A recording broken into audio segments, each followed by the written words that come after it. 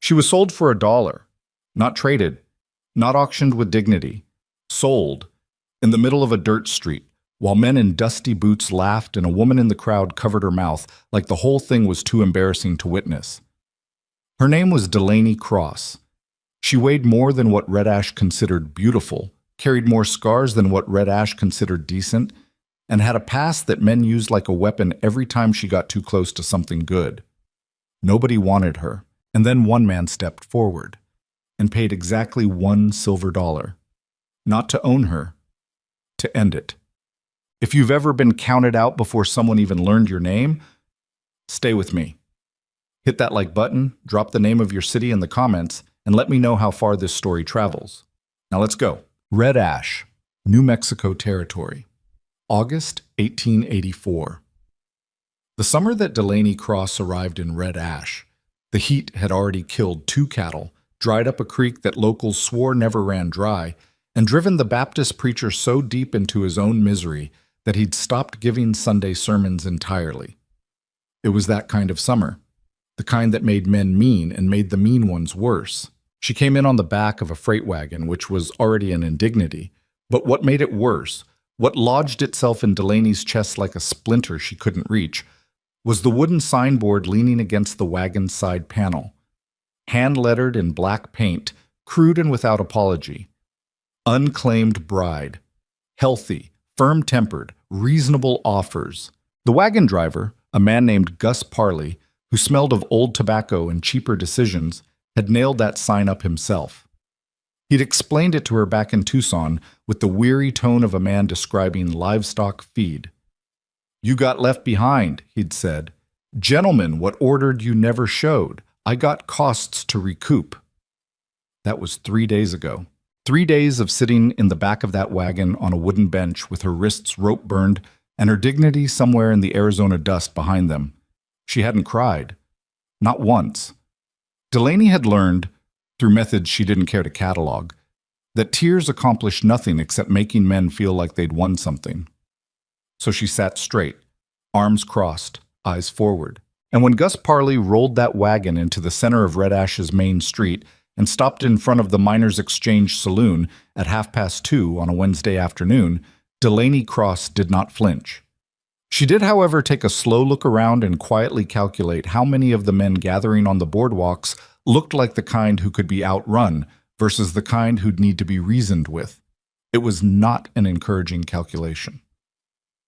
Red Ash was not a beautiful town. It had the bones of ambition, a proper main street, 2-story buildings, a bank with a real glass window. But everything was coated in the same fine red dust that gave the town its name, and nothing had been painted in at least 5 years. The saloon sign hung crooked. The general store's porch had a broken board that nobody had gotten around to fixing. The whole place felt like it had started with high intentions and then gotten tired somewhere around 1879. The people matched the town. They gathered now the way people gather when something uncomfortable is about to happen, and they're not sure whether to feel bad about watching. Women in faded calico dresses clustered near the dry goods store, close enough to see but far enough back to pretend they hadn't come on purpose. Men leaned against hitching posts with their thumbs in their belts, squinting against the afternoon glare. A group of younger men, the kind who ran together and called it friendship, positioned themselves close to the wagon with the specific energy of people who had already decided to make something worse.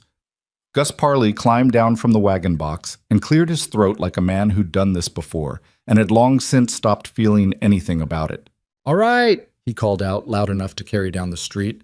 "I got a situation here that needs resolving. Mail order arrangement fell through. I got a woman, I got expenses, and I got a need to get back on the road by sundown. Reasonable man with room and the means to support one more." "How much she weigh?" someone called out. It landed the way it was intended to land. There was laughter. Not everyone. A few people on the fringe looked away, suddenly interested in the middle distance, but enough. The cluster of young men near the wagon appreciated it loudly. Delaney did not look toward the voice. She kept her eyes on the far end of the street, on a spot above a building where a red-tailed hawk was circling on a thermal, indifferent to all of it. "That's the one with sense," she thought. "She's a working woman," Gus said, slightly uncomfortable now that the crowd had taken a tone he hadn't intended. He was dishonest and opportunistic, but he didn't particularly like cruelty. There's a distinction, even if it's a small one. Good with hands, strong back, cook, clean, manage a household. Did she eat the last husband? The same voice. More laughter. One of the women near the dry goods store, older, gray-haired, with a face like weathered leather, turned her back and walked inside. That registered with Delaney. Filed away. Starting price is $20, Gus said, rushing now, wanting this finished. $20 covers my costs, and I'll give you $5, a man said. He was heavy-set himself, with a red face and a mayor's self-importance. $5. And she does laundry for my establishment for 6 months. $7.50, said another, but she stays in the barn. I ain't got room in the house. The barn. Delaney felt something move through her then, not fear. She'd metabolized fear a long time ago, broken it down into something more useful. What moved through her was a cold, clarifying fury, the kind that makes everything slow and precise. She stood up in the wagon bed. She was not a small woman. She'd known that all her life, had been informed of it since childhood, by people who thought the information was somehow helpful. She was tall and broad and built along lines that her mother had called substantial, and the rest of the world had called something less charitable. Her hair was dark brown and needed work after 3 days on the road. Her dress, her best one, worn for an arrival she'd spent 6 months mentally preparing for, was dusty and creased and had a small tear at the left sleeve from when she'd caught it on the wagon's ironwork. She stood up in that wagon and she let them look. $7.50 in a barn, she said. Her voice was level, conversational almost. Is that where we are? It wasn't a question. The heavy-set man with the red face blinked. Now hold on. No. She looked at him with the specific focus of someone who has decided that the social cost of backing down is no longer worth calculating. $7.50 and a barn. And before that, somebody wanted to know how much I weigh. Before that, somebody asked if I ate the last husband. She let her gaze move through the crowd slowly. Mr. Parley, how much did you say you needed to cover your costs? Gus Parley, to his credit, looked like a man who was deeply reconsidering his life choices. Ma'am, how much? $15 would... $15. She repeated it clearly. So what's happening right now is that a group of grown men is trying to negotiate the price of a human being down to less than the cost of a decent horse, to place that human being in a barn, and are apparently doing this in front of their wives and children. She paused. I want to make sure I have this correct. Nobody said anything for a moment. Then one of the young men near the wagon, late teens, wiry, with the specific look of someone who has never once experienced a consequence, said, Lady, ain't nobody gonna pay full price for... Son. The voice came from the left. Everyone looked. Delaney looked too. She almost hadn't noticed him. He'd been standing at the edge of the crowd, apart from the men at the hitching posts, leaning against the wall of the assay office with his arms folded and his hat pushed back on his head. He wasn't the tallest man present or the broadest. He was somewhere in his late 30s, with the kind of face that came from years of outdoor work. Weathered but not broken, jaw sharp under a few days of dark stubble. He wore a plain dark coat over a work shirt, no badge, no obvious decoration. His boots were good quality but showed real use. He'd pushed off the wall and was walking toward the wagon now, unhurried. The young man who'd been speaking had stopped speaking. The man didn't look at the crowd. He walked directly to Gus Parley, reached into his coat pocket, and produced a silver dollar. He held it out. Gus stared at it. Sir, I said 15, but the smart must bum. I heard what you said. The man's voice was not loud. It didn't need to be. I'm giving you $1, which is already more than what's being offered for a performance like this. He looked at Parley steadily. Take it. There was a beat. Gus Parley took the dollar. The man turned to the wagon and looked up at Delaney. Up close, he had gray at his temples and eyes that were dark and direct, and didn't do anything they weren't doing on purpose. Ma'am, he said, if you'd like to step down, I'll take you somewhere you can get cleaned up and eat a real meal. No obligation past that. You can decide what's next after you've had a chance to think straight. Delaney Cross looked at him for a long moment. She'd heard good offers before. She knew what they usually cost. You'll regret this, she said quietly. Not as a warning, exactly, more like information she felt he deserved to have. Choosing me. He didn't hesitate. Not for a heartbeat. I regret standing here as long as I did, he said. That's the only regret I've got today. From behind them, someone in the crowd laughed. Not meanly, the way people laugh when something happens that doesn't fit the narrative they expected. The man didn't acknowledge it. He simply offered his hand to help her down from the wagon. Delaney looked at the hand, then she climbed down on her own, stood beside him on the dust of Red Ash's main street. I'm Delaney Cross, she said. Boone Mercer, he said. I've got a ranch about 4 miles out. You're welcome to it for as long as you need. He turned and walked. She walked beside him. Nobody followed. Chunt. His horse was a big roan gelding tied at the rail outside the assay office. Solid animal, well kept, with the calm temperament of a horse that had been ridden by someone patient. Boone untied him without ceremony, looked at Delaney, and said, Can you ride? Yes. You can take Red. I'll walk. That's not necessary. Red won't mind doubling up if you don't. She looked at the horse. The horse looked back at her with what appeared to be complete indifference to the entire situation, which she found more comforting than most things she'd encountered today. Fine, she said. She got up on the roan with more ease than Boone had maybe expected, and he swung up behind her without comment, and they moved off down the main street of Red Ash at an easy walk. As they passed the dry goods store, Delaney caught a glimpse of a face in the window. The older woman who'd walked away earlier, gray-haired, with the weathered face. The woman met her eyes for a moment. She gave a small nod.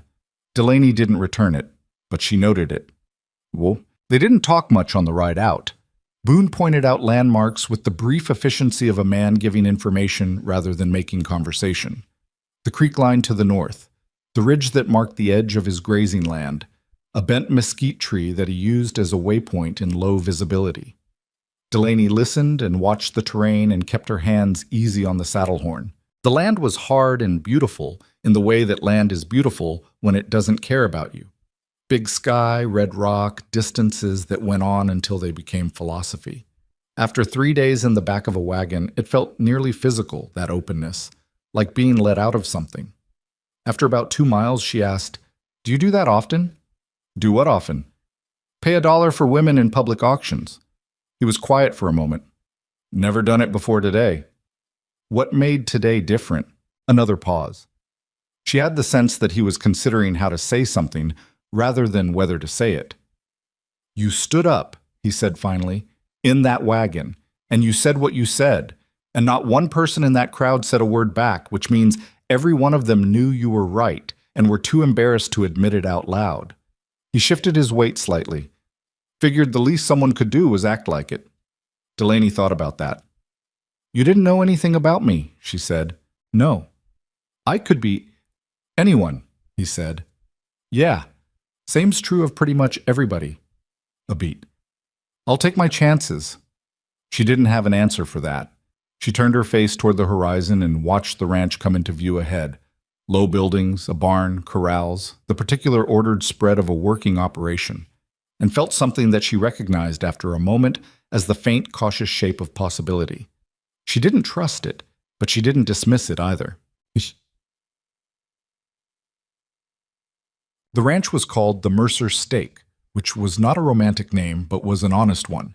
It sat on 40 acres of mixed grassland and scrub, with a main house that was solidly built, if not elegant, a good-sized barn, a bunkhouse where 3 hands lived, a vegetable garden that needed work, and a windmill that squeaked on every revolution in a rhythm that Delaney would come to know the way you know a clock's tick. The hands? 3 men named Cal, who was 50 and built like a fence post. Rodrigo, who was 23 and spoke more Spanish than English, and a young man everyone called Patch, for reasons that became obvious, looked at Delaney's arrival with expressions ranging from confusion to careful neutrality. Boone said to no one in particular, Miss Cross will be staying in the main house until she decides on her next move. Treat her accordingly. That was the entire introduction. Cal said, Yes, sir, with the tone of a man who'd worked for Boone long enough to trust that if there was an explanation, it would arrive when it was needed. Rodrigo looked at Delaney, then looked at his boots, then looked back at her and said, I can move the good water bucket closer to the house if you want. It's heavy. I'll manage, Delaney said. Rodrigo nodded seriously. You will, he agreed, as if this were a settled fact. Patch just stared at her with open curiosity until Cal told him to go fix the pasture fence. Basum. The room Boone showed her to was at the back of the house, off the kitchen. It was small but clean, with a real bed, not a cot, an actual bed frame with a rope mattress and a proper quilt, a washstand, a window that faced west, and a door that had a latch on the inside. Boone showed her the latch specifically. Works from in here, he said, demonstrating. I won't knock unless there's a fire or a flood, both of which have happened. Delaney looked at him. Neither was my fault, he said. She almost smiled, stopped herself. Thank you, she said. The words were strange in her mouth. Not because she was ungrateful, but because she'd said them so many times in her life as a shield and a performance that she'd nearly forgotten what they felt like when she meant them. Supper's at 6, Boone said. You're not obligated to join, but Rodrigo cooks on Wednesdays, and he's better than he looks. He pulled the door closed behind him. She stood in the quiet room for a moment, listening to the house settle around her. The windmill squeaked its slow rhythm outside. Somewhere in the barn, a horse shifted its weight. From the kitchen came the distant, ordinary sound of water being poured. Delaney sat down on the edge of the bed. She pressed her palms flat on the quilt. She let herself breathe. Just that. Just breathe. In a room with a latched door and a window that faced west and nobody outside it who wanted something from her. She sat like that for a long time. She came to supper. Rodrigo had made a beef stew that was genuinely good, heavily seasoned in ways that she associated with south of the border, and that made the food taste like it had an opinion. There were biscuits that were not quite right, but were made with real effort. The four of them sat at the kitchen table, Boone at the head, Cal to his left, Rodrigo and Patch across, and a fifth plate had been set across from Boone, which was where Delaney sat. Nobody stared. Nobody asked pointed questions. Cal talked about the fence line issue that had been ongoing for 2 weeks. Rodrigo asked Boone about a neighboring rancher named Holt, who owed him lumber. Patch ate with the single-minded focus of a young man who takes food very seriously. Delaney ate and listened and said very little. After a while, Patch looked up from his plate and said to her directly, "You're the one from the street today." "Patch," Cal said. "I heard about it," Patch said. "People were talking in town." He looked at Delaney without any particular discomfort. "They said Boone paid $1. "That's correct," Delaney said. Patch nodded thoughtfully. "That's real low," he said. There was a short silence. "He means the offer," Boone said. "Not—" "I understood what he meant," Delaney said. She looked at Patch. "It was low." Patch looked satisfied. "That's what I thought. That's real disrespectful." He picked up his biscuit. "You should stay," he announced. "We need help with the garden. Cal killed the last 3 tomato plants." "I was watering them," Cal said, with the quiet defensiveness of a man who has lost this argument before. "You drowned them," Rodrigo said. "The soil here needs different treatment than what you're used to," Delaney said. Everyone looked at her. She hadn't planned to say it. It had come out the way things do when you know something and the moment opens up. "Red clay base holds too much moisture. You need to cut it with sand and let the drainage work. Water less, deeper, early morning." Silence. "You know gardening," Cal said. "My grandmother's land in Georgia." She looked back at her plate. "Different soil, same principle." Boone was watching her with an expression she couldn't read, not the calculating look she'd grown accustomed to reading, the look that men used when they were figuring out what she was good for. Something quieter than that. She didn't know what to do with something quieter than that. "The garden's yours if you want it," he said. "No obligation, but it'd be useful."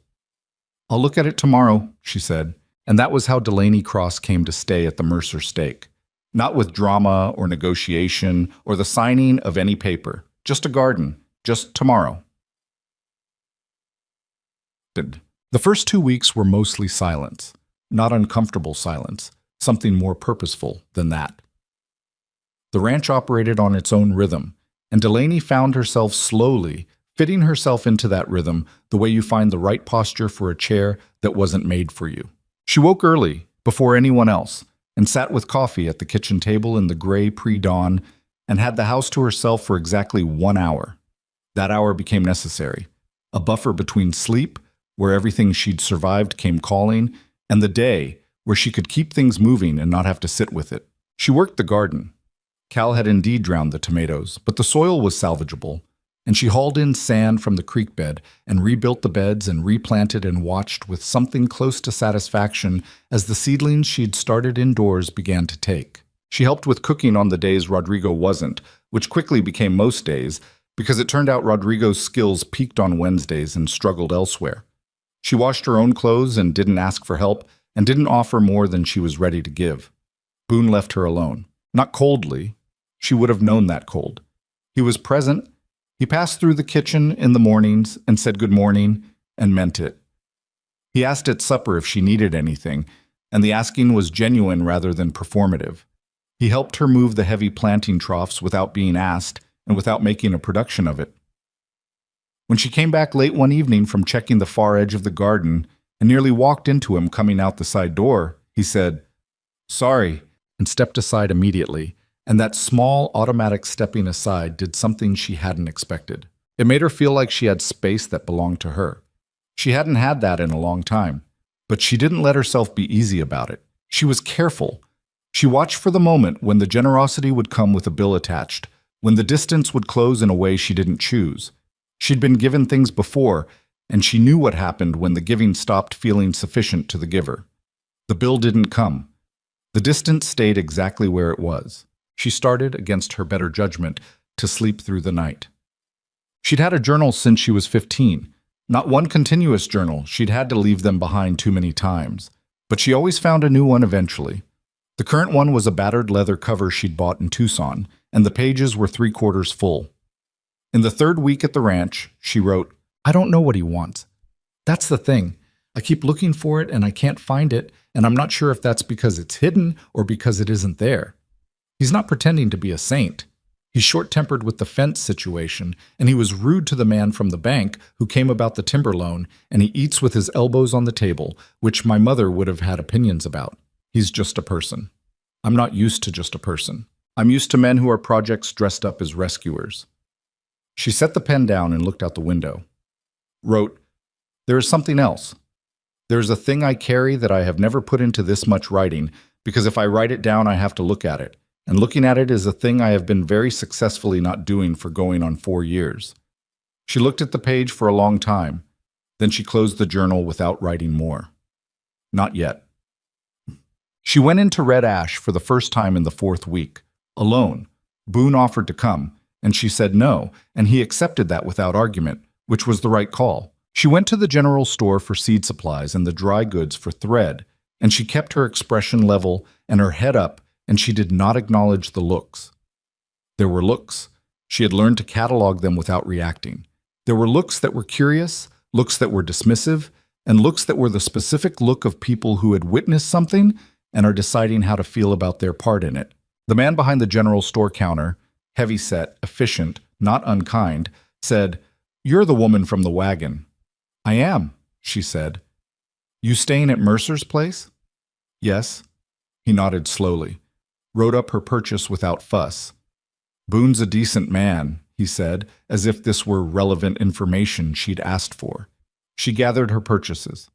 "I'll remember you said so," she said, which was not agreement or disagreement, but landed somewhere in between. She was loading the supplies onto the roan outside when the voice came from behind her. "Mercer's pity case." She didn't turn around, kept working the ties. "That's what people are calling you."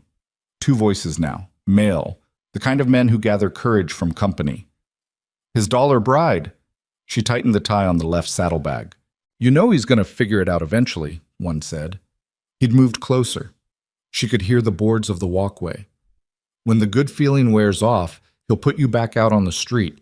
Ain't nobody keeping a woman like—" Say the rest of that sentence. It came from across the street. Boone was there. He hadn't said he was going to town. She turned and looked at him. He was standing in the middle of the street with his hands loose at his sides and a look on his face that she had not seen before. He was not yelling. He was not reaching for the gun at his hip. He was just standing there with that look. And it was, she thought, considerably more frightening than yelling. "Say the rest of it," he said again. I want to hear it completed. The two men on the boardwalk, she could see them now, mid-30s, the kind of men who work jobs that require just enough responsibility to give them opinions, looked at each other. One of them said, "Boone, we were just—" "I know what you were doing." He walked across the street without hurrying, stopped at the edge of the boardwalk. "She walks beside me," he said. He wasn't looking at the men now. He was looking at the street, the visible public street, as if he were addressing Red Ash itself. "Every time she comes into this town, she walks beside me. Or she walks on her own. And either way, she walks like a person who lives here. You forget that—" He looked at the man who'd spoken. "You answer to me. Are we clear?"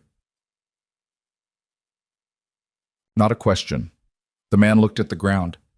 "Yeah," he muttered. "Clear." "Good." Boone walked to where she stood by the roan. "I said I'd come alone," Delaney said.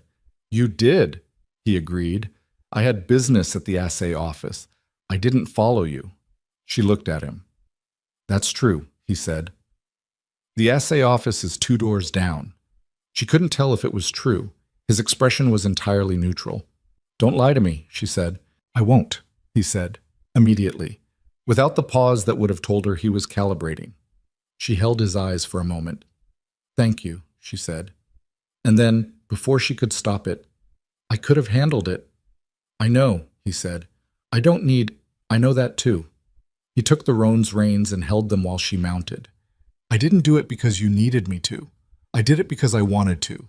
There's a difference." He handed the reins up to her. "You can be annoyed about it if you want." She looked down at him from the saddle. "I'll think about it," she said. Something shifted in his face, not quite a smile. She turned the roan and headed for the edge of town. What? The things she hadn't written about in the journal. She'd thought about it in the wagon. She'd thought about it in the first sleepless nights at the ranch, lying in the dark with the windmill making its squeaking arc. She thought about it now, in quiet moments when there was nothing between her and it. Her sister's name was Clara. Clara was 7 years younger, which meant she'd been 11 when everything fell apart. And Delaney had been 18, and their mother had been dead 8 months, and their father had been the kind of man who took whatever a situation offered without considering what it cost.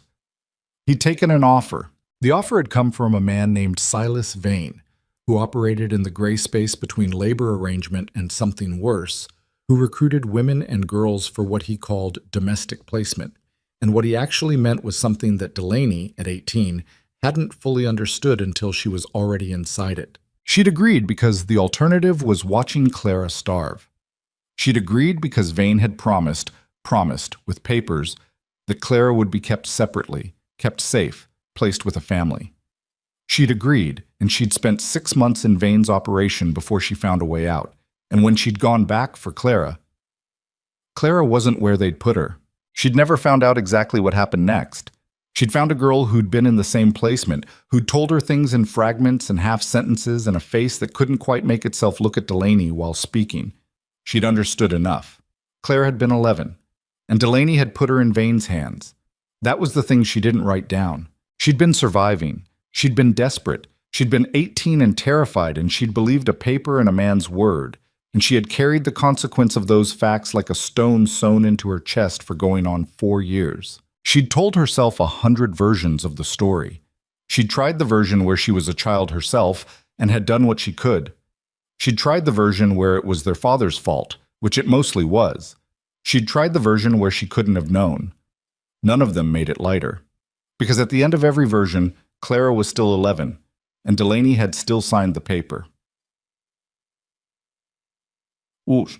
She woke in the night to the sound of wind picking up and lay in the dark room with the quilt pulled close and felt the weight of it. All of it. The ranch was quiet. The windmill squeaked its steady rhythm. She thought about Boone at the dry goods store, looking at the street with that expression. She walks beside me. She thought about what it would mean if someone who had stood there and said that knew the whole of what she carried. She thought about how they always left when they knew. Not always with cruelty. Sometimes they just quietly rearranged themselves until there was distance where there hadn't been before. It was almost kinder that way. Almost. She turned onto her side, She thought, I will not think about Silas Vane in this house. She thought, I will put myself together in this place, and I will figure out what's next, and I will do it without falling apart. She lay in the dark until the thought of Vane began to recede, replaced by the ordinary sounds of the ranch at night, the horses in the barn, the distant coyotes, the windmill, the wind moving through the mesquite. She did not fall apart. She lay there and breathed and waited for morning. And in the morning she got up and she made coffee and she sat in the kitchen in the pre-dawn quiet and she had her hour. Just that. Just tomorrow. The 5th week, she found the newspaper. It was a Tucson paper, 2 weeks old, left on the kitchen table by someone, Cal probably, who made occasional trips to town for parts and occasionally brought back reading material. She almost didn't look at it. The headline on the 3rd page was small. Territorial authorities investigating disappearances near Yavapai County. The paragraph beneath was brief, the kind of brief that newspapers used when they had information they didn't fully understand or weren't sure they were permitted to print. A name, in passing. Among several persons of interest, Silas Vane. Delaney sat very still for a moment. The kitchen was empty. Boone was out early. Rodrigo and the others were at the barn. She read the paragraph 3 more times. Then she folded the paper carefully, replaced it on the table, went to her room, and opened her journal to the page she'd left blank. And she began to write. He's still operating. I don't know what I thought happened to him after I got out. I think I told myself that someone else would handle it, that the law would find him, that what happened was part of a past I could leave behind if I walked far enough from it. He's still operating. Clara is 15 now, or would be. I don't know where Clara is. I have not let myself follow that thought to its end, because following it to its end is a place I may not be able to come back from. I am sitting in a room with a door that latches from the inside. I am sitting in a room that has been more of a home to me in 5 weeks than most places I have been in 4 years, and I am trying to decide what kind of person I am. Am I the kind of person who found something safe and stays small inside it? Or am I the kind of person who does the thing that should have been done before? She sat with that for a long time. Then she closed the journal. Outside, the windmill turned. The morning opened up around the ranch like something beginning, and Delaney Cross sat at the edge of a decision that was going to cost her something. She could feel it, the way you feel weather changing, and she let herself sit with it until she knew what she was going to do. She already knew. She'd known since she saw the name. The question was only whether she was honest enough to admit it to herself. She was. She opened the journal again, wrote one more line. I'm going to find him. Then she capped the ink, stood up, and went to start breakfast. The windmill squeaked. The sun came full over the ridge. The Mercer stake came alive around her, ordinary and real. And somewhere in the territory, Silas Vane was still moving. Not for long. The newspaper stayed on the kitchen table for 3 more days before Cal took it out to use as fire starter. Delaney watched it go without a word. She didn't need it anymore. The name was already inside her, sitting in the same place where she kept everything she couldn't afford to let out in public. Silas Vane. She went about her days. She watered the garden in the early morning, deep and slow the way the red clay needed. She cooked. She helped Rodrigo fix a section of the barn roof that had been threatening to let in weather. She did all of it with the same steady efficiency she'd always used to keep moving when something underneath her was shifting. But she was thinking. Every hour of every day she was thinking. She knew what Vane's operation looked like from the inside. She knew how he moved, never staying in one county long enough to give the law a clean target, rotating his people through different towns, using legitimate-looking paperwork to cover transactions that were anything but. She knew the kind of men he kept around him, the kind who were loyal not because of anything admirable, but because Vane paid well and asked no questions about what they'd done before. She knew one other thing. She knew that nobody who'd escaped his operation had ever gone back toward it voluntarily, which meant nobody had given the law what they'd need to actually shut it down. Eyewitness accounts from women who'd been through it, specific locations, names of the men he used as intermediaries. That was the kind of evidence that turned a person of interest mentioned in a newspaper into something that ended with bars. She was working through all of this on a Tuesday morning, hands deep in the garden soil, when Boone crouched down at the edge of the bed and said, "You've been somewhere else for about a week." She looked up at him. He wasn't accusing her. He said it the way someone says something they've been observing and have finally decided to mention, factually, without pressure behind it. "I'm here," she said. "Physically," he said. "Yeah." She pulled a weed and set it aside. Her hands were dirty to the wrist. "There are things I'm working through." "All right." It's not about you, or this place." "I didn't assume it was." He was quiet for a moment, watching her work. "You don't have to tell me. But if it's something I can help with, I'd rather know than not." Delaney sat back on her heels. She looked at him across the garden bed. This man who'd paid $1 to end her humiliation and asked nothing for it, who'd told a street full of people that she walked beside him, who'd given her a room with a latch and a garden and supper at 6 and had left it entirely at that. She thought about what it would cost to tell him. She thought about what it would cost not to. "The man who ran the operation I came out of," she said. Her voice came out steady, which surprised her. "His name is Silas Vane. He's still working. I saw it in the Tucson paper Cal brought." Boone didn't say anything. He was listening the way some people can listen, completely, without preparing his response while she was still talking. "I spent 6 months in what he called a placement arrangement," she continued. "I was 18. I thought I was buying safety for my sister." She kept her eyes on the soil. "I was wrong about that. And I got out eventually. And I left. And I told myself that was the end of it." She paused. "It wasn't the end of it." "Your sister," Boone said quietly. "Clara." The name came out different than other words, thinner. "She was 11. I don't know where she is now. I don't know." She stopped, started again. "There's a version of this where I found a way out and left a child behind me. And then I spent 4 years running from that fact. And now I'm sitting in your garden, and Silas Vane is still operating, and that version is the one I have to live with." The silence that followed was not a comfortable silence. It was the silence of something real sitting in the air between two people. "That's not the whole story," Boone said. "It's the part I'm responsible for. You were 18 and desperate, and someone lied to you. That doesn't... I'm not saying it makes it nothing," he said carefully. "I'm saying it's not the whole story. There's a difference." Delaney dug her fingers into the soil. "It doesn't change where Clara ended up." "No," he agreed. "It doesn't." He didn't try to reframe that. She respected him for it. "What are you thinking about doing?" She looked at him. "I know people in this territory," he said. "I know where information tends to pool, and I've heard the name Vane before, so not directly, but it moves through certain conversations." He met her eyes. "Tell me what you're thinking." "I'm thinking I have things nobody else who's dealt with him has. I was inside it long enough to know how it works. I know names. I know routes. I know how his paperwork is structured." She paused. "That's the kind of thing that could actually close him down if it got to the right people." "Or it's the kind of thing that gets you killed if the wrong people find out you have it," Boone said. Not harshly, just the fact of it. "Yes," she said. "That too." He was quiet for a moment, then, "When you say you're thinking about doing something, what exactly are you thinking?" "I'm thinking I need to find out where he's operating out of now. I'm thinking I need to make contact with whoever in the territorial authority is actually pursuing this, not just writing names in newspapers." She paused.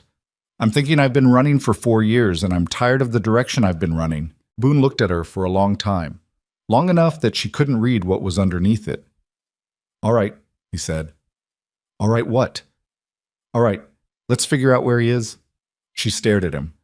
"You're not going to tell me it's dangerous." "I just did tell you it was dangerous. You said that too, which means you already know and you're doing it anyway." He stood up, brushed the dust from his knee.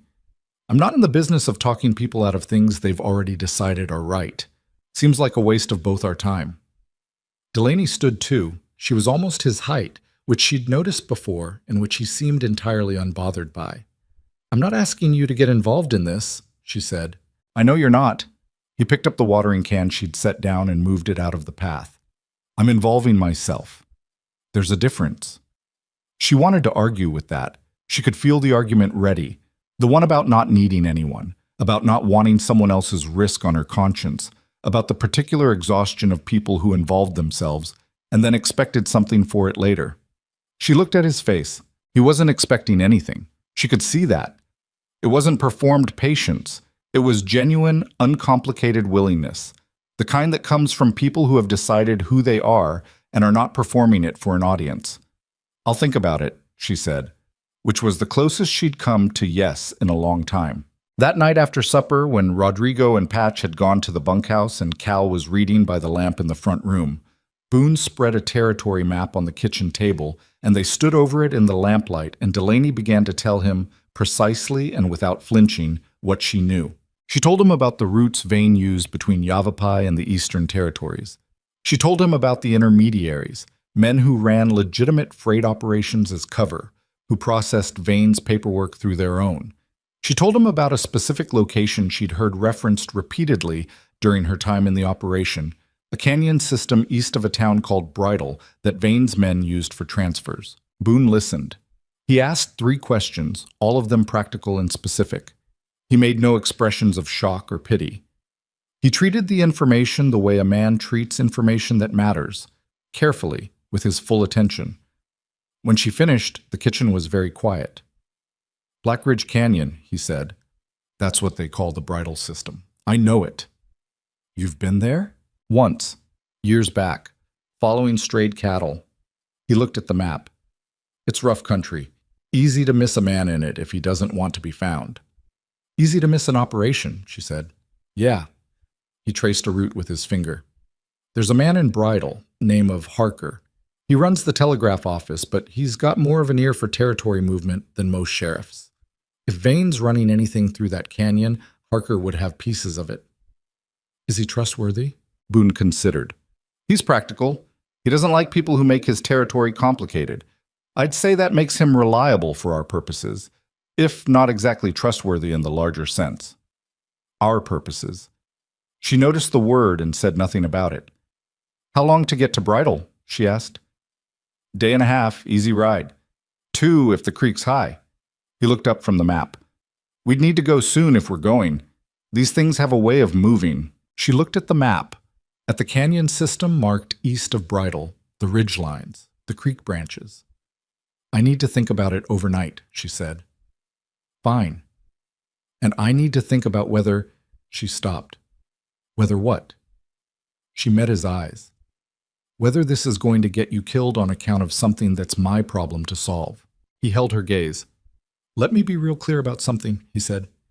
You didn't bring Silas Vane into this territory. He was already here. What you have is information that could stop him from doing to other girls what he did to Clara. That's not your problem to solve alone. That's a problem that belongs to anyone with the means to help solve it. A pause. I've got means. She looked at him for a moment.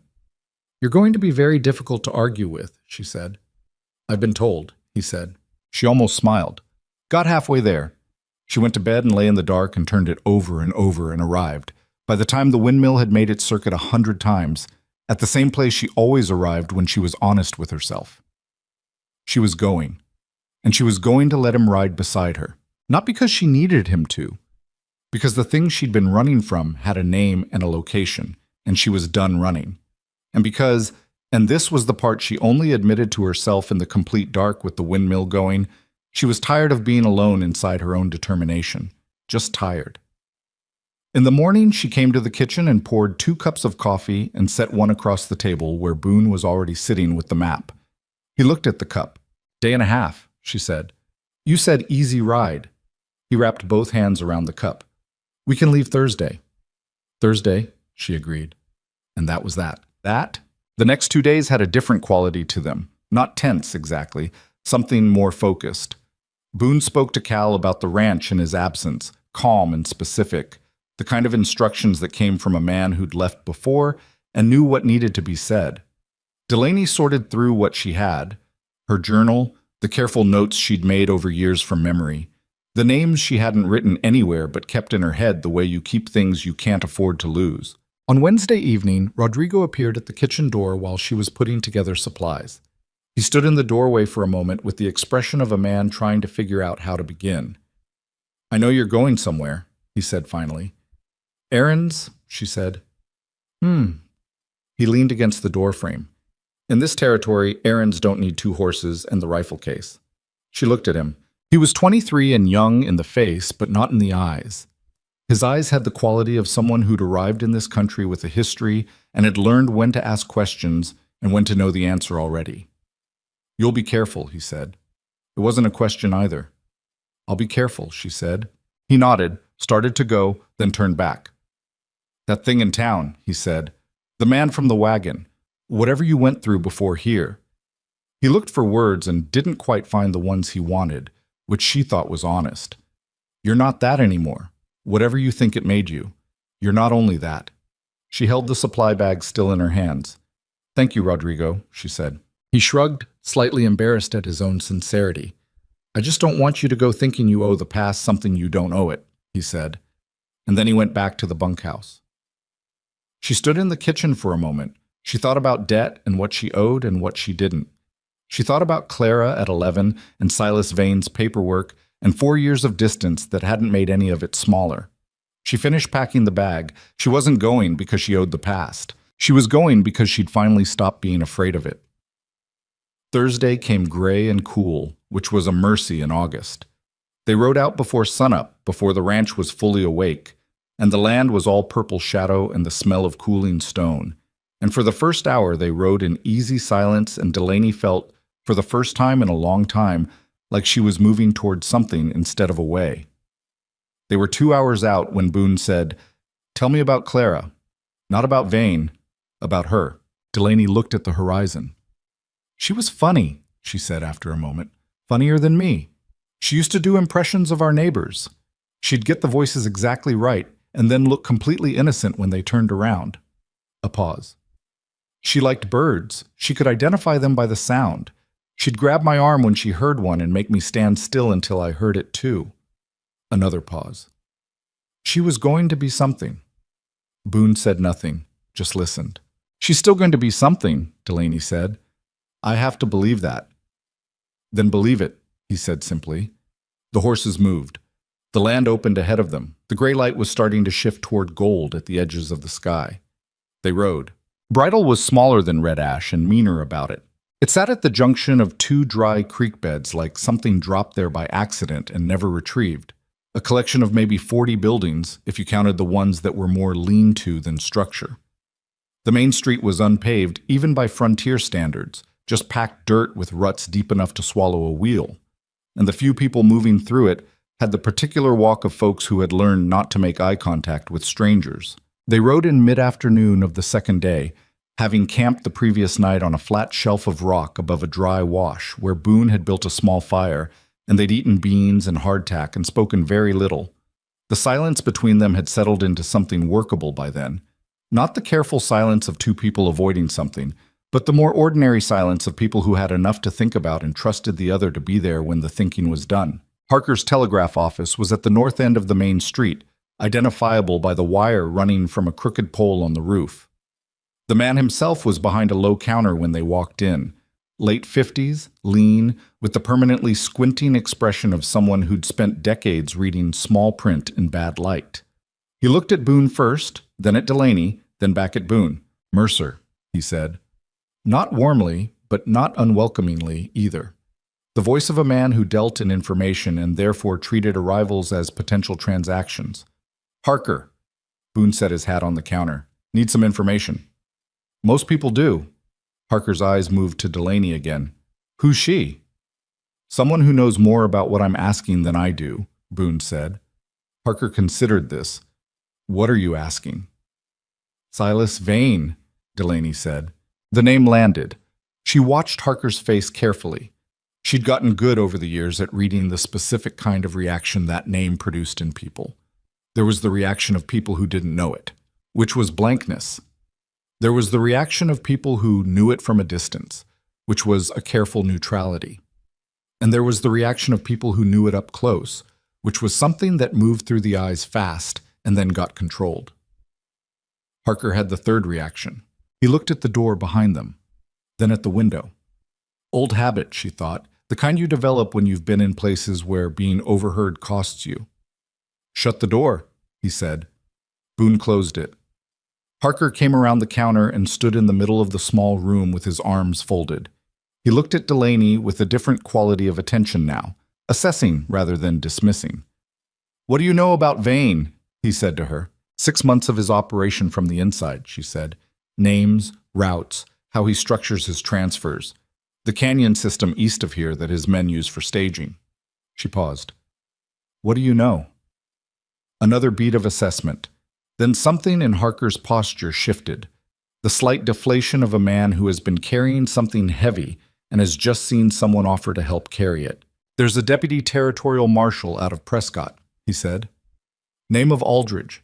He's been building a case for 2 years. He's got freight records and some testimony from a man Vane used to run paperwork, but the man's testimony alone isn't enough. He was inside the operation. Jury dismiss him as self-interested. Awesome. Harker looked at Delaney. What you're describing, an eyewitness account with operational detail, from someone with no criminal exposure. That's what Aldridge has been missing. Can you get word to him? Boone said. I can get a wire to his office in Prescott in 20 minutes. Harker paused. But there's something else you need to know. He went back behind the counter and produced a folded paper. A message, received within the last few days by the look of the fold marks. Vane's men have been through here twice in the last month, Harker said, moving something through the canyon at night, which is not what you do when everything is above board. Last time through, they had 3 wagons and enough outriders to make clear that nobody should ask about the cargo. He looked at the paper.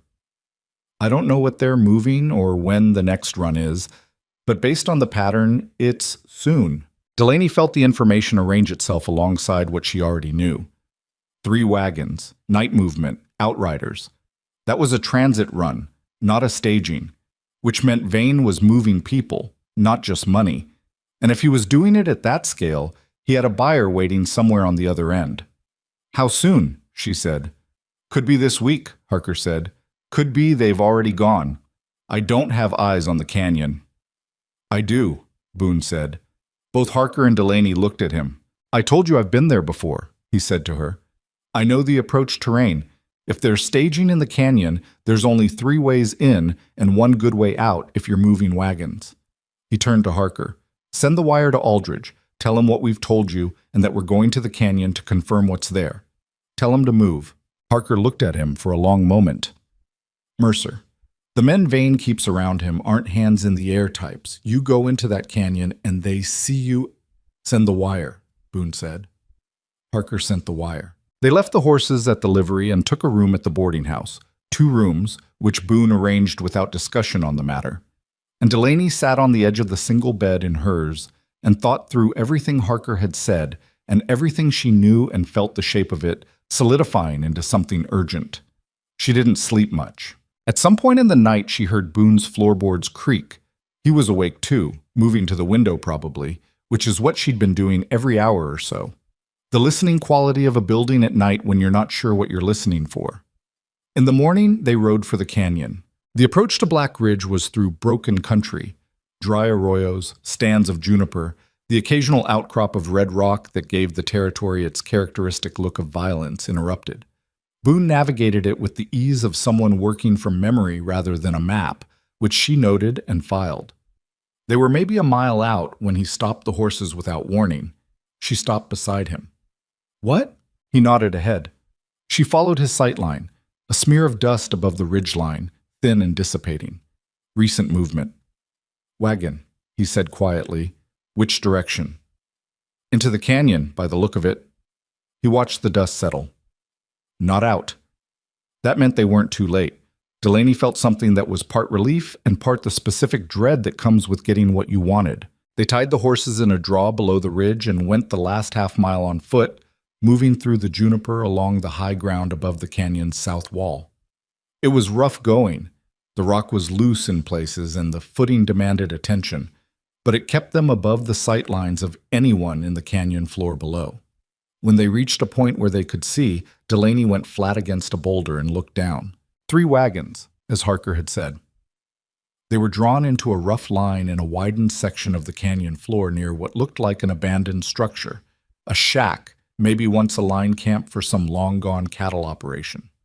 6 men that she could count around the wagons, armed. 2 more on the canyon walls opposite, positioned high. Lookouts. And at the center of it, near the shack's open door, A man she recognized from the back, the shape of the shoulders, the way he stood, weight slightly back, like someone who was accustomed to watching rather than doing. Silas Vane. She hadn't expected the physical reality of him to hit her the way it did. In the 4 years since she'd last seen him, she'd constructed him into something abstract. A name, a mechanism, a thing to be dealt with. The actual man standing 50 feet below her in the morning light was disconcertingly ordinary. Medium height, gray-haired now, dressed in a decent coat. He looked like someone's successful uncle. She became aware that her hand had closed around a rock at the canyon's edge. She made herself release it. Boone was beside her, close enough that she could feel the warmth of him against her left arm. He was looking at the men around the wagons, counting and cataloging the same way she had. 8, he breathed. Too high. 10 total, she confirmed. Wagons are loaded. They're moving tonight, or they'd have unhitched. We need to get back to Harker. Get word to Aldridge. She agreed with this. She also knew that by the time Aldridge mobilized from Prescott, even with Harker's wire, they were looking at the better part of a day minimum. Maybe more. And if Vane moved tonight... Delaney. Boone's voice had changed register slightly. Still quiet, but with a new quality. She looked at him. He was looking at the shack. The door had opened further. A man came out. One of Vane's people, heavy-set, moving with the specific deliberateness of someone running an errand they didn't particularly enjoy. He said something to Vane that they couldn't hear at this distance. And then, from inside the shack, sounds. Voices. More than one. The quality of sounds from people who have been in a confined space too long and are not there voluntarily. Delaney's stomach dropped and settled somewhere lower than its usual place. There were people in that shack. She felt Boone's hand come to rest briefly on her forearm. Not gripping, just a brief pressure. An acknowledgement of what they were both now understanding. This wasn't a staging run for a future operation. The cargo was already here. They went back the way they'd come, careful and silent until they were below the ridge and out of the lookout's sight lines, and then they moved fast. She didn't speak until they reached the horses, and when she did, her voice was lower than she intended. We can't wait for Aldridge. I know. If they move tonight, I know. He was untying the reins with quick, efficient movements. We go back to Harker. I wire Aldridge to push hard, and then we go back to Red Ash. She stared at him. There are 2 of us and 10 of them and no law between here and Prescott that can move fast enough on its own. He looked at her directly. But in Red Ash, I've got men who'll ride. And Red Ash has a reason to want Vane shut down. Half the women he's moved through this territory have passed through counties that touch ours. This is not just your problem, Delaney. It never was. She wanted to argue. She was already running the calculation in her head. 2 of them, 10 of Vane's men, terrain she now knew, the element of surprise. 2 against 10 is not a plan, Boone said. It's an ending. She looked back at the ridge, the shack, the sounds. How long to get back to Red Ash and come back with men? She said. Hard ride back. If we move now, I can have men saddled and heading back here before midnight. Reach the canyon before dawn. He paused. Vane won't move wagons in the dark through canyon terrain. He'll wait for first light. We beat him to it. She turned it over, hated it, looked at the math of it again, and arrived at the same answer every time. All right, she said, but we ride hard. We ride hard, he agreed. They hit Harker's office at a run. Boone dictated the wire to Aldridge. Canyon location, number of men, confirmation of active transport, request for immediate movement. Harker sent it before they'd finished watering the horses. Then they were back on the road north toward Red Ash, and Boone put the roan into the kind of ground-covering pace that big horses sustain when they're being asked to mean it. The land blurred past. Red rock, juniper shadow, the long, straight stretches of the territory road going gold in the late afternoon sun. Delaney rode and kept her breathing steady and worked on keeping the sounds from the shack from occupying the center of her mind where she needed room to think. They were an hour out from Red Ash when the rider came up behind them, fast. Too fast for someone just heading the same direction. Boone pulled up and turned the roan, hand going to the rifle scabbard, and Delaney swung wide to the right automatically, putting space between them. 2 targets instead of 1, which was the right instinct, and she'd done it before she fully thought about it. The rider pulled up hard 30 feet back. It was Patch. He was breathing like he'd been pushing his horse since morning. His face was red and there was dust in his hair. And his expression was the specific expression of young men who have done something they know was against instructions, but have decided the information justifies it. "I followed you," he said, before anyone could speak. "From the ranch. I'm sorry, but Cal said you'd gone south and the direction wasn't for errands and I—" He stopped, caught his breath. "There are men at the ranch." Boone went very still. "How many?" he said. "4. They came this morning, about 2 hours after you left, said they were looking for a woman." Patch's eyes went to Delaney. "Said she had property belonging to their employer. Cal told them to clear off. They cleared off." Another breath. "Then they came back in the afternoon, more of them, 6 this time. They were asking in town about a woman staying at the Mercer Stake, about where Boone had gone." The road was very quiet, wind through the juniper, nothing else. Delaney felt the information hit her like cold water. They knew. Vane's people knew she'd been in Bridle, knew she was moving toward the canyon, somehow, through Harker, through someone in Bridle who'd seen them, through a connection she hadn't anticipated. The information had moved faster than they had. "Is Cal all right?" Boone said. "He was fine when I left. Rodrigo, too. They've got the place locked up." Patch looked at Boone with the expression of a young man trying very hard to be steady, and mostly managing it. "I thought you should know." Boone looked at Delaney. She was already recalculating. Vane's men at the ranch, Vane's operation in the canyon. Vane now aware that someone with operational knowledge of his business had been to Bridle and was asking questions. The timeline had just collapsed. "Patch," Boone said, "how fast can you ride back?" "Faster than I came. I need you to go back to Red Ash. Go to the sheriff's office first. Tell him what you saw at the ranch, and tell him I'm asking for deputies at the Mercer Stake tonight. Then go to the ranch and tell Cal to hold tight and not engage unless they have to." He pulled a folded paper from his coat, the notes he'd made at Harker's, the canyon location, the specifics, and handed it to Patch. "If anything happens to me, this goes to the Territorial Marshal's office in Prescott. You understand?" Patch took the paper carefully. "What's going to happen to you?"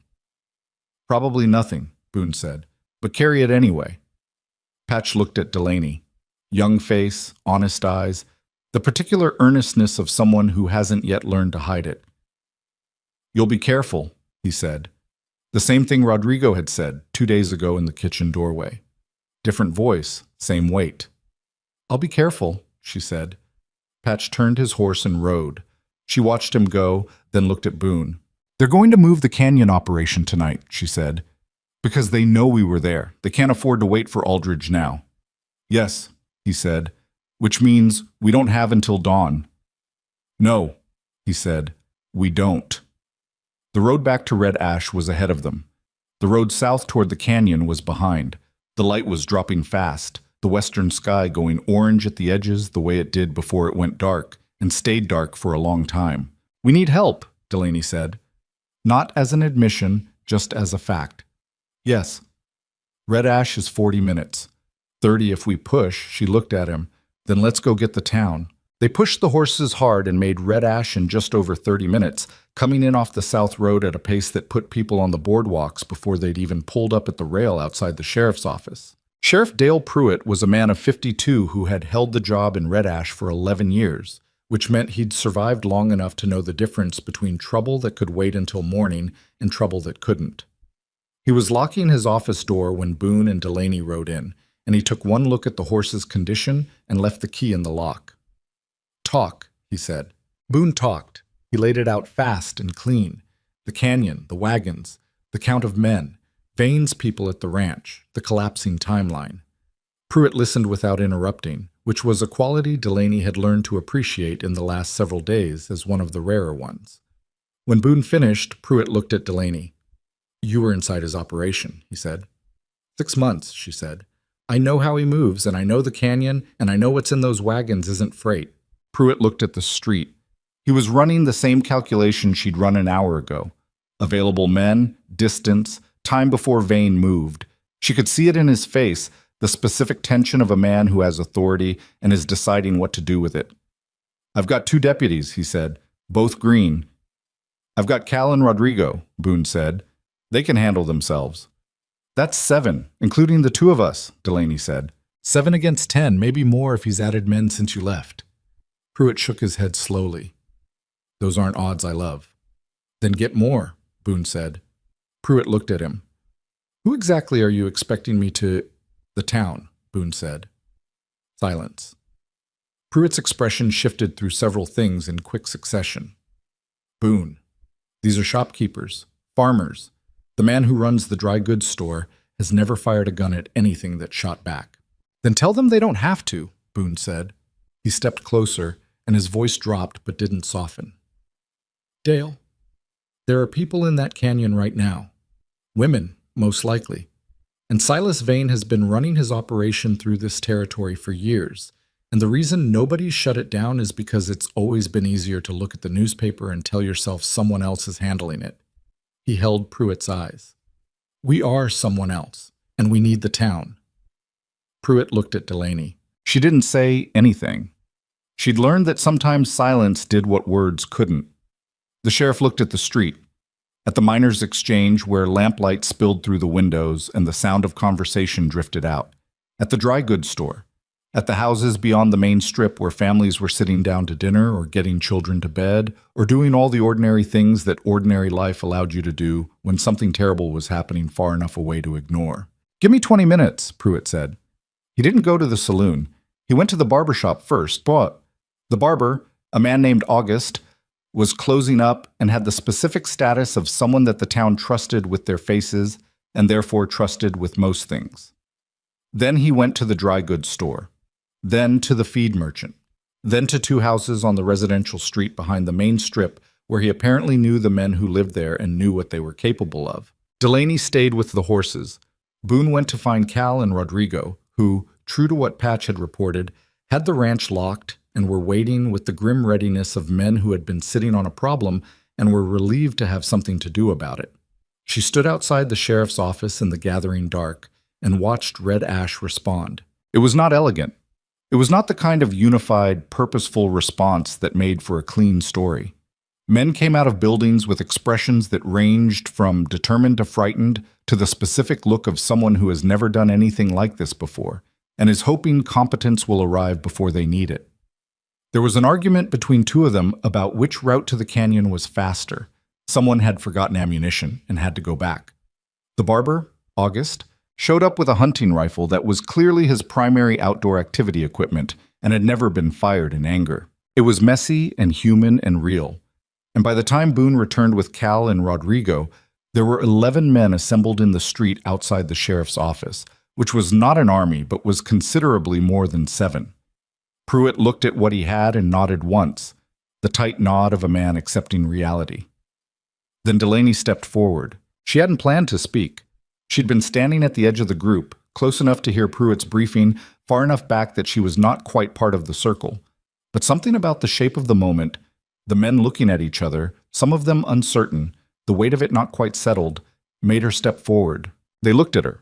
She was aware of it. The woman from the wagon, Boone's dollar bride, the fat woman the town had watched get humiliated on its main street 6 weeks ago. She looked back. I know what's in those wagons, she said. Her voice carried without effort in the still evening air. I know because I was held by the same man who put them there. And I know that the reason he's operated this long is that the kind of thing he does is easy to not think about when you're far enough from it. She paused. Tonight, you're not far enough from it. Tonight, it's 4 miles south, and it involves people who are afraid and don't have anyone coming for them yet. She looked at the group. The barber. The man from the feed merchant. The 2 deputies who were barely older than Patch. I'm not asking anyone to be a hero, she said. I'm asking you to be the people you tell yourselves you are when it's easy. She stopped. That's it. Nobody spoke for a moment. Then August the barber cleared his throat and said, How many guns does this Vane keep? 10 that I counted, she said. Possibly more inside the shack. He nodded seriously, as if cataloging this information. All right, he said. That was the moment the group stopped being a collection of men and became something with a direction. They rode south 20 minutes later, 14 riders, including Pruitt's 2 deputies, moving in a tight column that spread out once they cleared the town lights. The night had come down fully now, clear and moonlit, the kind of dark that was less dark than it first appeared once your eyes adjusted. Boone rode at the front with Pruitt, Delaney rode slightly behind and to the right, between Cal and Rodrigo. Cal said nothing. He was the kind of man who used silence the way other men used words, as a deliberate communication. Rodrigo said quietly, "You spoke well back there." "I just said what was true," she said. "That's what speaking well is," he said. They moved through the broken country in the moonlight, the horses' hooves muffled on the sandy soil, and Delaney felt the night around them like a held breath. A mile from the canyon, Boone called a halt, and they gathered in a draw below the ridge. "Two groups," Boone said, keeping his voice flat and low. "Pruitt, take 6 men around the north end. That's the access road, the only way out for the wagons. Block it and hold it. Don't engage unless they try to move through." He looked at Pruitt. "You're the stopper." Pruitt nodded. "I take the rest and come in from the south wall approach, the high ground. We have the positions and we have the numbers, and if Vane's got any sense, when he sees how many are above him, he'll know the play." Boone paused. "Best outcome is nobody fires a shot. I want to give them the chance to put down their weapons before we make it a gunfight." "And if they don't," Cal said, "then we're in a gunfight," Boone said. "But we give them the chance first." It was a reasonable plan. It was not a perfect plan because no plan that depended on other people's decisions was perfect, but it accounted for the terrain and the numbers and gave Vane a rational option that wasn't a body count. Delaney thought it was a reasonable plan right up until the point, 30 minutes later, when things stopped being reasonable. She was on the south wall with Boone's group, moving along the high ground above the canyon floor, when she heard something she hadn't expected. Horses, behind her, moving fast from the direction of the canyon's eastern entrance. Not the sound of men holding position, the sound of men who had been alerted and were moving. She turned. 2 riders, canyon wall riders, the lookout she'd counted earlier, were coming along the ridge from the east at a full run. They'd been spotted, or someone had talked, or Vane's men had simply been watching the road and seen 14 riders heading south. It didn't matter which. The result was the same. "Down!" she shouted. The first shot came from the canyon floor, not the riders. Someone below with a rifle, firing up at the muzzle flashes that had bloomed in the moment of confusion.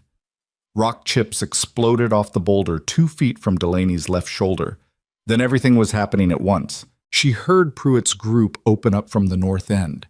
They'd heard the shots and moved in, which was the right call, even if it compressed the timeline. She heard men below in the canyon shouting, not panicked shouting, organized shouting, the kind that comes from people who have drilled for this scenario. Vane's men were not the soft targets that some of the Red Ash volunteers had perhaps hoped for. Boone was beside her behind a boulder, rifle up. He fired once at one of the ridge riders, and the man pulled his horse away but stayed mounted. A miss, or close enough to one. The second ridge rider was closer. He'd split from the first and was coming down a scramble path on the canyon wall, trying to get below the sight line. Delaney watched his trajectory and moved before she fully decided to, cutting right along the ledge to a position above where he'd come out. "Delaney!" Boone's voice behind her. She was already moving. The scramble path came out on a narrow ledge, and the rider, she could see now he'd abandoned his horse and was on foot, came up over the edge with a pistol and found Delaney 6 feet away. They looked at each other for exactly 1 second. She threw herself sideways as he fired. She felt the shot pass her, the physical displacement of air that close firing produces, and hit the ground hard on her right side, knocking the breath out of her. The man was already repositioning. She had nothing in her hand. She'd moved without thinking, and she'd moved fast enough to not get shot, but not smart enough to have a plan past that point. He raised the pistol again. The rock she threw was not a plan either. It was pure desperation. She grabbed the nearest piece of loose canyon wall and flung it at his face, which was not a lethal move, but it made him flinch and pull the shot, and the second bullet went into the rock face above her instead of into her. She got her feet under her and charged him, which was, she would reflect later, an absolutely insane thing to do. But she was already moving, and he was off balance from the flinch, and she hit him with her full weight, and they went down together on the ledge in a tangle that was graceless and painful and involved her elbow connecting hard with his jaw, which hurt her elbow considerably but produced the more satisfying result of putting him briefly out of the fight. She got the pistol away from him while he was still seeing light instead of anything useful. Below, in the canyon, the gunfire was tapering. She could hear Pruitt's voice, loud, authoritative, The specific voice of a man who has decided that volume is his best remaining weapon, calling for surrender. She could hear other voices responding. She couldn't hear Boone. She stood up on the ledge, breathing hard, pistol in hand, and looked down into the canyon. Most of Vane's men were down or disarmed. Pruitt's group had the wagons. She could see Cal's silhouette near the shack. She could see the barber, August, standing near one of the wagons with his hunting rifle in both hands, and the expression of a man who is going to need to sit down shortly but is not ready to admit it yet. She couldn't see Boone. She scrambled back along the ledge to where she'd come from. Boone! Nothing. Boone, louder. Here! She found him behind the same boulder, kneeling. He'd taken his hat off and was pressing it against his left forearm with his right hand, which was a posture she recognized with a cold drop of her stomach. How bad? She said. Grazed, he said. It's not. She was already beside him, pulling the hat away to look. It was a graze, deep, bleeding freely, the kind of wound that was serious enough to need attention and not serious enough to be fatal if it got it. She tore a strip from the hem of her skirt without pausing to think about it and pressed it hard against the wound and watched his jaw tighten, but he didn't make a sound. Hold that, she said. He held it. From below, Pruitt called out again. The tone had changed, the authoritative volume of a man who has established control and is now managing the aftermath. She heard someone respond, the particular quality of a voice complying rather than resisting. She looked toward the canyon floor. Vane, she said. Boone followed her eyes. He could have gotten out during the confusion. East End. She thought about the eastern canyon entrance, the direction the lookout riders had come from. If Vane had seen the group incoming and had a horse ready, I have to go down, she said. Not alone. You can't. I can walk, he said, and stood up to demonstrate, which was more convincing than she'd expected, although she could see the effort in his face. I can walk and I can shoot with my right hand and I'm going with you. Don't waste time arguing about it. She looked at him. Stop looking at me like I might fall over, he said. Are you going to fall over? No. A pause. Probably not. She helped him over the rough section of trail, and they came down into the canyon from the south wall approach, coming out near the shack. Cal intercepted them before they'd crossed 10 feet. His eyes went to Boone's improvised bandage and then to Delaney's face with the efficient assessment of a man who's been in difficult situations before. He needs the doctor, Cal said to her as if Boone were not standing there. I know, she said. Not yet. Vane, Boone said to Cal. Did he get out? Cal's expression answered the question before he spoke. East End, we found his horse gone. One of Pruitt's men is riding after him, but he stopped. It's dark country east of here. Delaney looked at the eastern end of the canyon. Dark, narrow, the terrain breaking up into arroyos and rock formations that a man on a good horse who knew the country could disappear into for days. She'd waited 4 years. She could feel the specific cruelty of it. To be this close, to have the operation broken, and the men in custody, and the evidence sitting in 3 wagons under the moonlit canyon sky, and to have the center of it gone, slipped out in the chaos like smoke through a crack. She pressed her hands flat against her thighs and breathed. The shack, she said. What's in the shack? Pruitt's in there now, Cal said. There are... He paused, choosing words with unusual care. There are people inside, women, mostly, some young. He met her eyes. They're all right, frightened, but all right. She walked to the shack. Pruitt was inside with one of his deputies and the lamp from the wagons, and there were 7 people, 6 women and a girl who looked no older than 14, sitting along the walls. The room smelled of too many people in too small a space for too long. Most of them looked at her with the flat, shut-down expression she recognized, the expression that people develop when they've learned that showing fear or hope both get used against you. She crouched down in front of the youngest one, the girl. Hey, she said quietly. The girl looked at her, dark-haired, thin, with a cut above her eyebrow that was days old and healing badly. Nobody's going to move you again tonight, Delaney said. You understand that? The girl looked at her for a long moment, the evaluating look of someone who has heard reassurances before and has learned to measure them against available evidence. Then, very slightly, she nodded. Delaney stood up, turned back to the doorway. Boone was there, leaning against the frame with his bandaged arm held close to his body. He'd seen the room.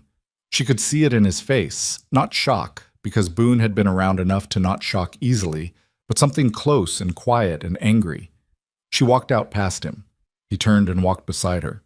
They stood in the canyon under the open sky and didn't speak for a moment. Harker's wire will have reached Aldridge, Boone said finally. He'll be moving already. With what's in those wagons, documentation probably, Vane usually kept records, and the testimony of the women inside, there's more than enough to build the case even without Vane himself. Without Vane himself, she repeated. We'll find him, he said. She looked at the eastern end of the canyon where the darkness swallowed everything past 50 feet. She wanted to say something about Clara, about the 4 years, about the shape of how close this had come and how it had still fallen short by exactly one man. What she said was, "You need the doctor." "I know." "Cal," she started. "I heard," Cal said from behind them. He materialized out of the dark with the uncanny efficiency of a man who had clearly been waiting to say this. "I'll get him on a horse, you," to Delaney. "You should come too. Pruitt's got this." She looked at Pruitt, who was organizing his deputies with the tired competence of a man who has achieved something difficult and is now dealing with everything achievement leaves behind. He caught her eye across the canyon floor and gave her the same tight nod he'd given before they rode out. She nodded back. She helped get Boone on his horse. He accepted the help without comment, which told her the arm was worse than he was saying. And they rode north out of Black Ridge Canyon with Cal on one side and Rodrigo on the other, and 14 men behind them moving slower now, the compressed urgency of the last several hours draining out into the ordinary exhaustion that follows it. The canyon fell away behind them. The territory opened up. The night was very still and very large, and somewhere in the dark eastern country Silas Vane was riding, which was not finished, and she knew it was not finished. But in the shack behind them, 7 people were breathing free air for the first time in however long. That was real. That mattered. She rode north beside Boone in the moonlight and let that be enough for right now. The doctor in Red Ash was a man named Fitch, who had come west from Ohio 15 years ago with medical training and a drinking problem, had resolved one of those things, and had been practicing with reasonable competence ever since. He cleaned and stitched Boone's arm at midnight by lamplight, working with the efficient unhurriedness of a man who had done this in worse conditions and knew that rushing sutures was how you got infections. Boone sat on the edge of Fitch's examination table and said nothing while it was done, which Delaney noted. Not because stoicism impressed her. She'd known men who performed pain tolerance like it was a personality. But because his silence was the real kind, the kind that came from putting the discomfort somewhere it wouldn't interfere rather than making sure everyone saw you doing it. She sat in the chair across the room and watched and felt the events of the last several hours settle into her body as the urgency drained out.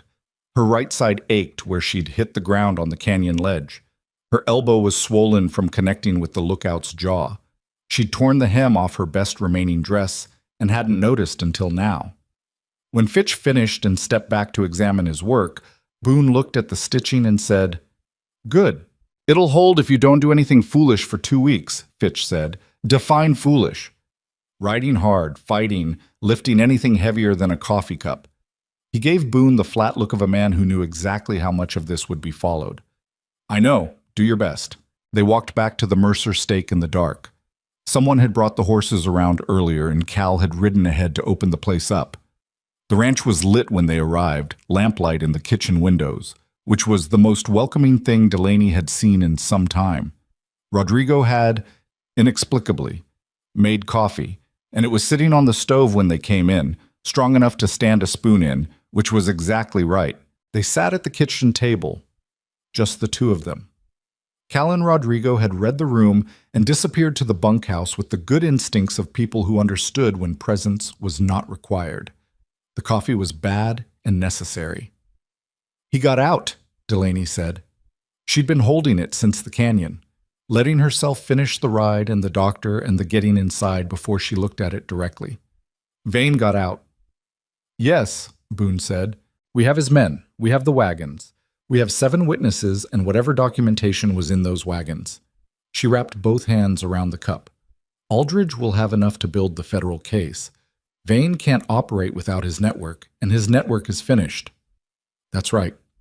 But he's not finished, not personally. Boone looked at her across the table. The lamplight was low and his face was tired in a way that was honest rather than performed. The tiredness of someone who had moved hard and fast for 2 days and taken a bullet graze and hadn't stopped. Delaney, men like Vane, when their operations collapse around them, they don't rebuild. The money's gone, the infrastructure's gone. The men who know where the bodies are buried are now talking to marshals. He's running toward nothing. Machete. He paused. He'll surface, and when he does, Aldridge will have everything he needs. She knew this was true.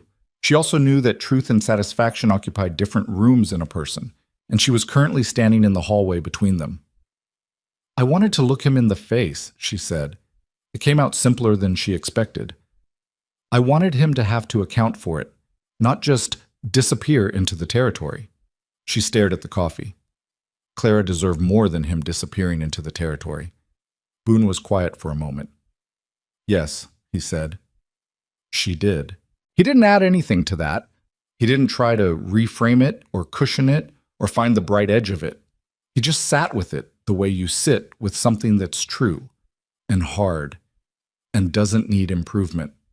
That, she thought, was its own kind of comfort, not the cheap kind that asked you to feel better before you were ready, the kind that just stayed. I want to tell you something, she said. All right.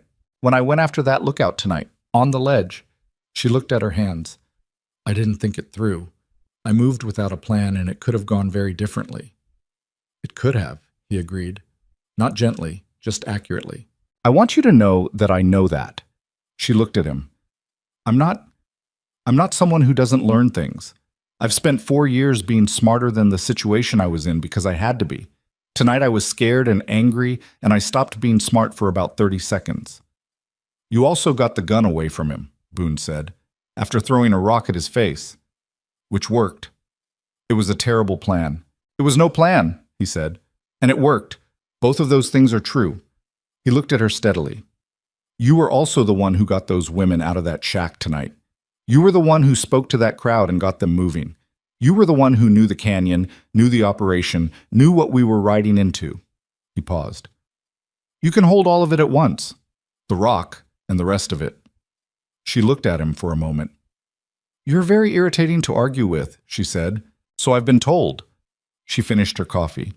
The kitchen was quiet around them, the windmill doing its slow rotation outside, the night pressing soft against the windows. She thought about what she'd said to the girl in the shack. Nobody's going to move you again tonight. The particular steadiness she'd felt saying it. Not false confidence, but something more earned than that. 4 years of surviving something, it turned out, gave you a specific kind of authority when you said it won't happen again. Not because survival was a credential anyone asked for, but because the person hearing it could sometimes tell the difference between someone who knew and someone who was guessing. She thought about Rodrigo in the kitchen doorway. You're not that anymore. Whatever you think it made you. She thought she was beginning, slowly, to believe that. 3 days later, Aldridge arrived. He came with 2 other marshals and a federal warrant, and the kind of organized efficiency that suggested Harker's wire had landed on a man who'd been waiting for exactly this information. He was younger than Delaney had expected, early 40s, with a precise manner and the patient eyes of someone who built cases the way good carpenters built furniture, joint by joint. He sat across from her at the kitchen table for 2 hours. He asked careful questions. He wrote in a small notebook with the concentration of someone who understood that detail was the difference between a case and a conviction. She told him everything. Not just what she'd told Boone, but further back, earlier, the specific mechanics of how Vane structured his operation to evade exactly the kind of investigation Aldridge had been running. When she finished, he set his pen down and looked at her. Miss Cross, he said, what you've given me is the piece I've been missing for 2 years. He paused. I want to be honest with you. Vane himself, we will find him, but it may take time, and when we do, you may need to testify. I know, she said. That comes with exposure. His lawyers will attempt to discredit you. Your history with his operation, I know what they'll do, she said. I'll testify. She held his eyes. I've been carrying this for 4 years. Getting up in a courtroom with it would be an improvement. Aldridge looked at her for a moment with an expression that was professional but not without feeling. "There's one other thing," he said. He reached into his coat and produced a folded document. Not a warrant, something smaller, a page of handwritten notes. In the process of interviewing the women from the canyon, one of them gave us a name that appeared in connection with an earlier vein operation. A girl placed in a domestic arrangement in the Flagstaff area approximately 4 years ago. He placed the paper on the table and slid it toward her. Age 15 now. Currently in the care of a family called Whitmore. The Territorial Family Services Office has her listed. Delaney looked at the paper. She saw the name before she was ready to see it. Clara Cross. Age 15. Flagstaff. The kitchen was very quiet. She was aware of the windmill, of the chair under her, of her own breathing, which had become something she had to think about for a moment. "The Whitmore family," she said. Her voice was strange. "Good people, from what we can determine. She's been with them 14 months. Aldridge paused, choosing carefully. "She's had a difficult time, but she's stable. She's in school." Another pause. "She's alive, Miss Cross." Delaney pressed the paper flat with her palm, the handwriting under her hand. The name. She didn't cry. She'd made a habit of not crying in front of people she didn't know well, and she didn't break it now. What happened was more internal than that. Something that had been clenched in her chest for 4 years, some muscle she hadn't known was permanently contracted, loosened, not released entirely. Loosened. The way a fist opens slowly, finger by finger, when you finally let it. "I can arrange contact," Aldridge said quietly, "through the territorial office, if you want it." "I want it," she said. No hesitation. "I want it." After Aldridge left, she went to the garden. She didn't know why the garden specifically. It was the place she went when she needed to be doing something with her hands while her mind worked through something her hands couldn't reach. She knelt in the dirt between the tomato plants, which had come back green and stubborn and producing more than she'd expected given what Cal had done to them, and she turned the soil with a trowel and let herself feel the full weight of the morning. Clara was in Flagstaff. Clara was 15 and she'd had a hard time, and she was alive and she was in school. Delaney pressed her hand flat against the soil. Red clay and sand, the mix she'd worked into it weeks ago. Things she'd changed about this ground, slowly, stubbornly. She thought about the kinds of damage that could be repaired and the kinds that couldn't, and the work of figuring out which was which. She thought about what she would say to a 15-year-old girl she hadn't seen since she was 11. She thought about the ways that conversation could go wrong and how she was going to have it anyway. She heard boots on the dry ground behind her and didn't turn around. Boone sat down on the edge of the nearest planting trough, not in the dirt, which would have been a gesture, and he wasn't much for gestures, and was quiet. "He found Clara," she said. She heard him exhale slowly. "She's in Flagstaff," she said. She's 15. She's with a family." She paused. "She's been there 14 months, which means someone helped her get there at some point. Someone—" She stopped, tried again. "Someone along the way made a better choice than I made, and she's alive because of it." "And because of what you did last night," Boone said. "That's Delaney." His voice was quiet but direct. "The women in that canyon. If you hadn't gone to Bridal, if you hadn't told me about Vane, if you hadn't gone back into that canyon last night knowing what was waiting in it." He paused. "Those 7 people are not in that shack anymore because of you. That matters regardless of anything else." She was quiet for a moment. "I know," she said. And she did know. That was the thing she was still getting used to, knowing something true about herself without immediately finding the counter-argument.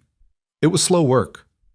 4 years of a particular story about who she was didn't dissolve in one night in a canyon, but it had loosened the way the muscle in her chest had loosened when she read Clara's name. "I'm going to go to Flagstaff," she said. "Yes," he said. "You should." "I don't know how it'll go." "No." He didn't pretend otherwise. "Probably not the way you picture it. Things like that usually don't." She turned and looked at him. He was sitting on the edge of the trough with his bandaged arm resting across his knee and his hat pushed back, and he looked tired still, a week's worth of hard tired that didn't clear up in a few nights, and he looked like himself. Exactly and only himself. "When I come back," she said. He met her eyes. When you come back, he said, and waited. I want this to be a thing I chose. She looked for the right words and found them to be simpler than she'd expected. Not a thing that happened to me. Not a place I ended up. She gestured slightly at the ranch around her, the garden, the barn, the windmill making its slow turn against the late spring sky.